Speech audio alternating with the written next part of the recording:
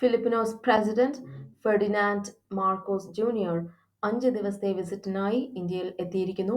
അദ്ദേഹം Indian external affairs minister S ജയശങ്കറിനെ ഇന്ന് കാണും. എങ്കിലും അദ്ദേഹത്തിന്റെ വിസിറ്റ് ഫോർമലി തുടങ്ങുന്നത് നാളെ രാഷ്ട്രപതി ഭവനിൽ വെച്ചുള്ള ഔപചാരികമായിട്ടുള്ള റിസപ്ഷന് ശേഷമായിരിക്കും. അദ്ദേഹം രാജ്ഘട്ടിലുള്ള മഹാത്മാഗാന്ധിയുടെ മെമ്മോറിയൽ വിസിറ്റ് ചെയ്യും. അതിനുശേഷം അദ്ദേഹം പ്രൈം മിനിസ്റ്റർ നരേന്ദ്രമോദിയെ കാണും. രണ്ട് ലീഡേഴ്സും തമ്മിൽ പ്രതിനിധിതല ചർച്ചകൾ ഉണ്ടാകും. പല കരാറുകളും ധാരണാപത്രങ്ങളും ഒപ്പുവെക്കും. Filipino president Indian president Draupadi മുർമുവിനെ കാണും. ഇരു രാജ്യങ്ങളും തമ്മിലുള്ള മാരിടൈം കോർപ്പറേഷൻ ശക്തിപ്പെടുത്തുന്നതിനാണ് സന്ദർശനം ലക്ഷ്യമിട്ടിരിക്കുന്നത്.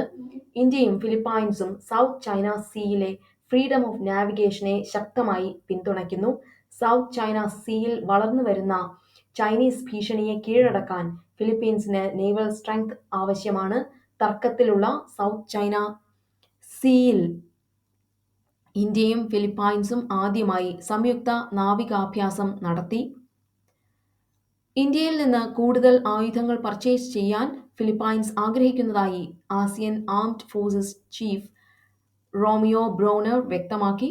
ഇന്ത്യൻ ഡിഫൻസ് എക്വിപ്മെന്റിന്റെ ക്വാളിറ്റിയും അഫോർഡബിലിറ്റിയും നല്ലതാണെന്ന് അദ്ദേഹം അഭിപ്രായപ്പെട്ടു. January 2022 BrahMos supersonic cruise missile സിസ്റ്റത്തിനായി ഫിലിപ്പൈൻസ് ഇന്ത്യയുമായി ഒരു ഡീൽ സൈൻ ചെയ്തിരുന്നു. $375 മില്യൺ കോൺട്രാക്ട് ആയിരുന്നു അത്. ഈ പർട്ടിക്കുലർ ഡീൽ ഇന്ത്യൻ ഡിഫൻസ് എക്സ്പോർട്സിൽ ഒരു മേജർ മൈൽ സ്റ്റോൺ ആണ്.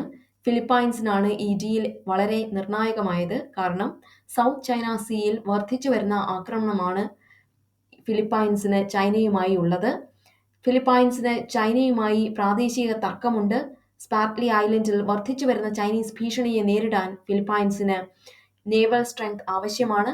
ഡിഫൻസ് കോർപ്പറേഷൻ മാത്രമല്ല ഫിലിപ്പിനോ പ്രസിഡന്റ് സന്ദർശനം കൊണ്ട് ഉദ്ദേശിക്കുന്നത്. ഇരു രാജ്യങ്ങളും തമ്മിലുള്ള വ്യാപാര ബന്ധങ്ങളിലും അദ്ദേഹം ഫോക്കസ് ചെയ്യും. ഇന്ത്യയുടെ IT ഹബ്ബായ ബാംഗ്ലൂരുവിലും സന്ദർശിച്ചതിന് ശേഷമായിരിക്കും അദ്ദേഹം തിരിച്ച് ഫിലിപ്പൈൻസിലേക്ക് പോകുന്നത്.